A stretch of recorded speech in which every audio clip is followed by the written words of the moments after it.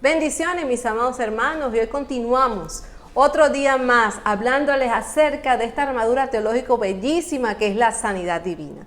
Desde la República Dominicana, la pastora Yosmar de Ojeda, con mucho amor, mucho cariño, produciendo este material, mi amado hermano, para tu crecimiento espiritual y para la edificación de tu fe, de tu cuerpo.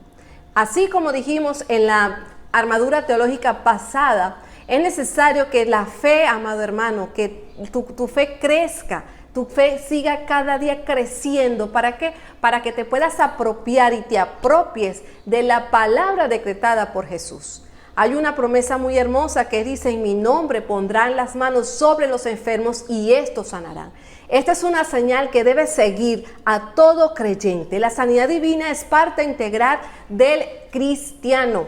No solamente es sanar a los quebrantados de espíritu, a los quebrantados de corazón, no es solamente, es sanar a los enfermos, a toda aquella persona que necesite una sanidad corporal, una sanidad física. Usted y yo estamos allí en la capacidad de poder sanarle. No porque seamos nosotros los portadores de la sanidad, no, sino porque como usted y yo somos redimidos por la sangre de Cristo y el Espíritu de Dios está en usted y está en mí, eso nos da poder a nosotros para poder orar por un enfermo en el nombre de Jesús y que éste sea sanado.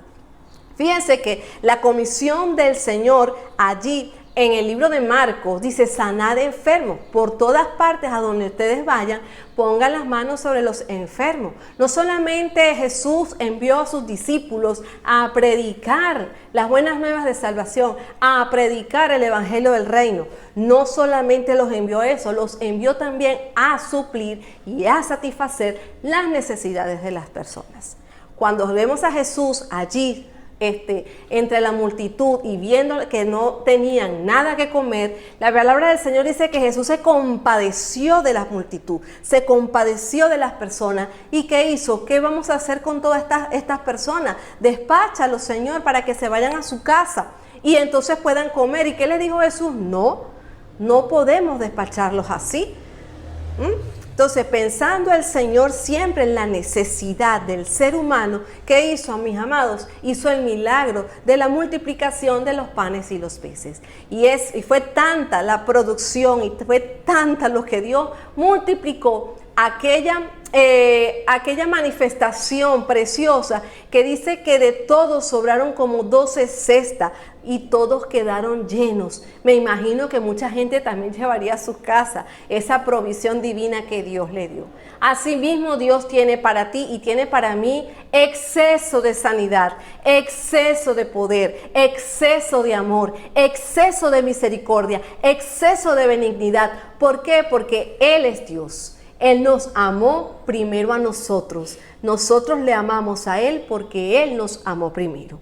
Fíjense que estas señales seguían a los apóstoles. De hecho, el mismo Señor encomendó a sus 12 discípulos, después encomendó a los 70, después encomendó a la iglesia de Jesucristo y por último te ha encomendado a ti, me ha encomendado a mí como parte de la iglesia a llevar y a cumplir este mandamiento, esta señal. Y estas señales seguirán a los que me siguen. En mi nombre echarán fuera demonios.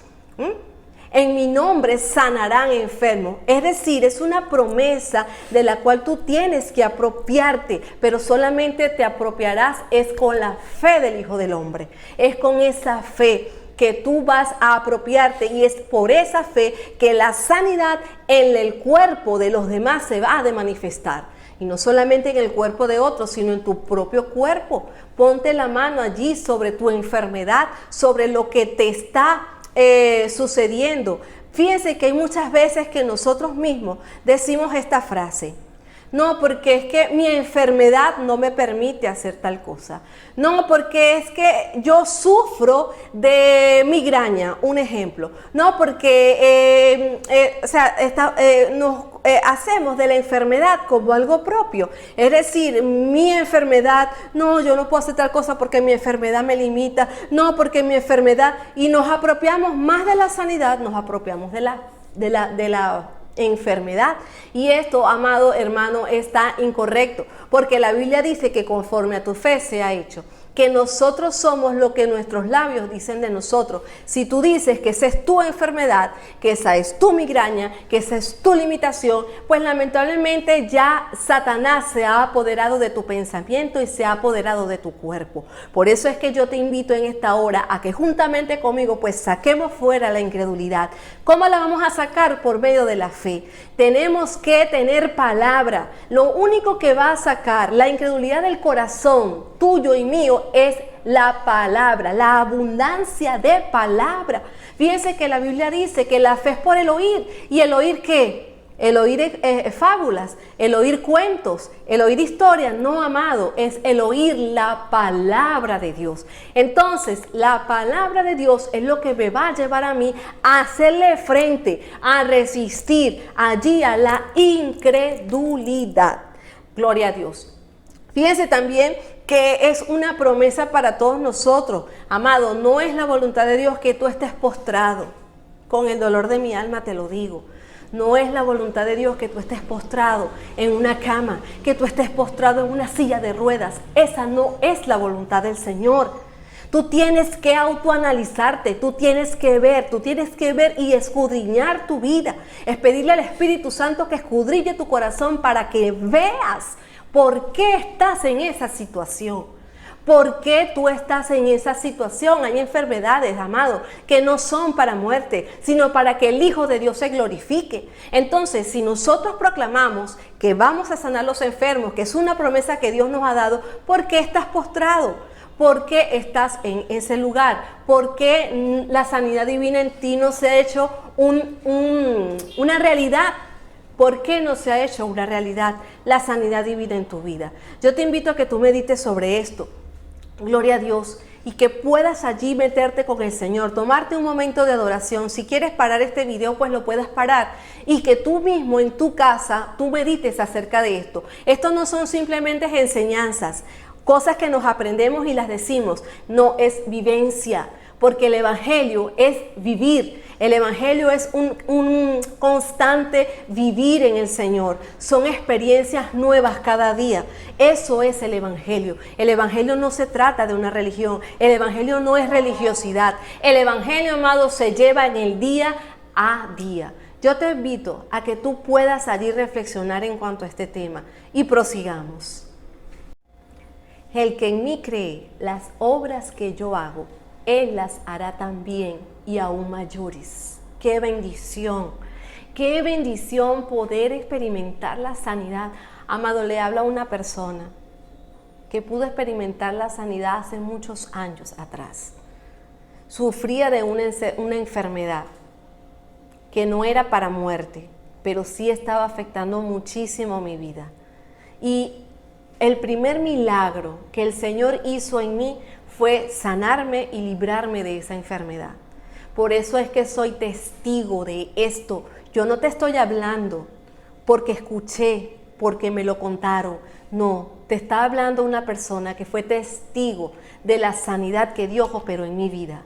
Te está hablando una persona que fue testigo y que es testigo de las sanidades que Dios hace en mi familia, que ha hecho en muchos hermanos, que ha hecho en muchas personas. Por eso es que la iglesia en general de Jesucristo y más que todo la iglesia pentecostal cree en la manifestación de la sanidad, cree en la manifestación de las señales que Dios nos ha dado a nosotros en Cristo Jesús a través de esa promesa. El Espíritu Santo es fundamental para que todas estas señales puedan manifestarse en tu vida y en mi vida y en la vida de todo aquel al que nosotros le predicamos la palabra. ¿Cómo creerán aquellos si nosotros no predicamos? ¿Cómo creerán aquellos en las obras y en las señales si no las ven que se manifiestan? Muchas veces las personas y mucha gente en la época de Jesús lo seguía, y fíjense que lo dice la misma Biblia, no lo seguían tanto porque Él era el Hijo de Dios, no, lo seguían por las señales que Él hacía. ¿Ves? Lo seguían por las que sanaba a los enfermos, porque liberaba a la gente, porque los libraba de los demonios, porque multiplicaba los panes y los peces. Entonces, mucha gente seguía a Jesús no porque Él era el Hijo del Hombre, sino por las señales que Él hacía. Entonces, si seguían a Jesús por las señales y tú y yo tenemos la verdad, ¿por qué entonces nosotros no estamos caminando en esa vida que Jesús quiere que nosotros caminemos? En la sanidad divina, en la sanidad de los cuerpos, en la liberación de los endemoniados. Mi amado hermano, las señales deben seguirte, porque esto es parte integral del creyente. Es parte integral de la vida cristiana. Así como usted se levanta y ora a Dios y está en su momento de oración y lee la palabra y asiste a la iglesia y va a un evangelismo, es necesario que las señales que Jesús nos ha dado se manifiesten en tu vida y se manifiesten en mi vida. Entonces, fíjense, nadie tiene derecho a revocar lo dicho por el Señor. La Biblia habla claramente acerca de que quitare una tilde de su palabra o el que añadiese una tilde a su palabra. La palabra del Señor no puede ser revocada sino por el mismo Dios. Y Dios no es mentiroso y no es inmutable. Acuérdense que Dios no cambia. Lo que Dios ha dicho desde un principio lo va a mantener hasta el final. Él es el alfa y Él es la omega. Él es el principio y fin. Él es inmutable. Dios es un Dios inescrutable. Sus grandezas son por encima de todo lo que usted puede ver. Entonces, si son inescrutables y si Dios es un inmutable, quiere decir que el mismo Dios que sanó ayer es el mismo que sana hoy y es el mismo que sanará mañana. Usted no puede dudar ni un solo momento en que el poder lo tiene usted, en que ese poder Dios se lo dio a la iglesia. Usted es la esposa del Cordero. Usted no es uno más. Usted no es invitado a las bodas del Cordero. Usted no es un invitado. Usted es la esposa. Usted y yo somos la esposa del Cordero Inmaculado, la esposa de Jesús. Por lo tanto, usted, amado, compórtese como la esposa del Rey de Reyes y Señor de Señores. ¿Cómo se comporta la esposa del Rey de Reyes y Señor de Señores? Usted se imagina que usted fuese humanamente o terrenalmente fuese la esposa de un rey importante. ¿Cómo se comporta esa mujer? ¿Cómo así mismo usted debe comportarse y aún mejor porque usted es la esposa nada más y nada menos que del Rey de Reyes y Señor de Señores? Usted es su novia que prontamente va a celebrar su boda en las bodas del Cordero. Fíjense, Jesús sigue sanando en la actualidad.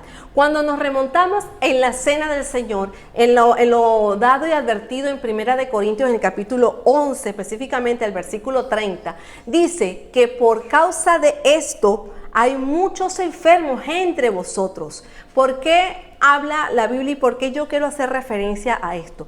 Porque muchas enfermedades nosotros no sabemos de dónde vienen, no sabemos cuál es el causante ni cuál es la causa que lo lleva. Pero sí sabemos, amado hermano, y sí quiero traer a cotación este versículo. ¿Por qué? Porque nos habla de tomar la cena del Señor indignamente. Y fíjense que cuando nos remontamos a este pasaje en 1 Corintios capítulo 11, fíjense que dice claramente que había como un desorden en la iglesia al momento de tomar la cena.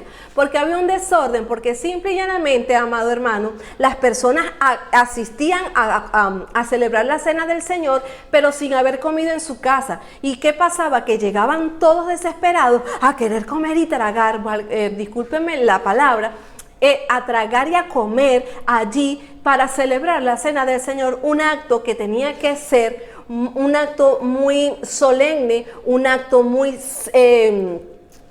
formal, un acto muy serio que tenían que tomar porque estaban celebrando la cena del Señor. La Biblia dice de que nosotros tomamos la cena ¿para qué? Para nosotros poder recordar el sacrificio de Cristo y aparte de eso celebramos su venida. Es decir, cada vez que usted y yo tomamos la cena del Señor, estamos diciéndole al Señor: Señor, gracias por el sacrificio y anhelo tu venida, anhelo que vengas por mí, anhelo que vengas en el rapto de la iglesia. Señor, gracias. Es un acto, amado, muy serio. ¿Y qué pasa con la iglesia de Corinto? Que se estaba desordenando, había un desorden total y por eso es que en esa oportunidad comenzó a incrementarse el número de los enfermos. Entonces, amado hermano que me escuchas, que tienes pleno conocimiento de lo que es tomar la Santa Cena, no lo hagas indignamente. La Santa Cena del Señor se toma en la seriedad de lo que significa el sacrificio de Cristo y en la esperanza bienaventurada que tenemos en el Hijo de Dios, en que Él vendrá por su pueblo, el que vendrá en el rapto de la iglesia, en el que vendrá a buscarte a ti y a mí. Amado, esto es un acto maravilloso que mucha gente que no lo entiende se burla de nosotros nosotros, pero tú y yo sabemos que esto es verdad, que la palabra es verdad y que necesitamos sacar urgentemente de nuestras vidas la incredulidad para que la sanidad divina se pueda manifestar en tu vida, en mi vida y en todas las personas a las cuales Dios nos lleve. Porque a veces tú estás tranquilo en tu casa y Dios te dice, mira, ve, ora por fulano que necesita la oración de sanidad. Y tú puedas ir confiadamente cada vez que Dios te llame, sin titubear, tú puedas moverte en fe y creyendo que Dios va a sanar a esa persona por medio de ti. ¿Por qué la va a sanar? Porque tu fe, amado, te ha salvado a ti también. Entonces yo te invito, amado hermano, amada hermana, amado oyente, que puedas aferrarte a la fe del Hijo de Dios, que puedas allí hacerte un norte, hacerte allí una meta de experimentar la vida con Cristo. Yo te invito a que tú te puedas aferrar a la salvación, que te puedas aferrar al Hijo de Dios, que te puedas aferrar a la sanidad divina. Amado, Dios sana. Y siempre, siempre, siempre, así Dios llore por una persona y esa persona no sea sana, yo siempre declararé y diré que Dios sana. Dios es el mismo ayer, hoy y por los siglos. No tomes la santa cena del Señor indignamente. Tómala con reverencia, tómala allí con el pleno conocimiento de lo que tú estás haciendo. Tómala allí con la plena certidumbre de verdad que lo que estás haciendo lo haces porque tú realmente valoras el sacrificio de Cristo en la cruz, valoras la expiación de ese Cordero perfecto, valoras la sangre de Cristo, amado. No pongas la sangre de Cristo por inmunda, no la pongas por inmunda. La misma sangre de Cristo nos limpia, sí nos va a limpiar y siempre nos limpiará. Pero la Biblia dice de que no usemos la libertad como causa para nosotros pecar. No uses la libertad que tienes en Cristo como causal para pecar. Usa la libertad para ir por encima de la enfermedad y por encima de los demonios y por encima de los ataques del enemigo. Usa la libertad para lo que fuiste llamado, libertad sobre el pecado. Dios te bendiga, mi amado hermano, Dios te guarde y seguimos, síguete conectando, suscríbete a nuestros canales, suscríbete allí, está pendiente de cada material que vaya saliendo en esta armadura teológica, muy pendiente allí, toca la campanita allí, dale like allí a todas nuestras redes sociales, mantén las notificaciones allí siempre para que te llegue cada vez que produzcamos un material que yo sé que te va a seguir edificando y que te vas a seguir gozando juntamente con nosotros. La pastora Yosmar de Ojeda desde la hermosísima isla de la República Dominicana. Dios te bendiga y Dios te guarde.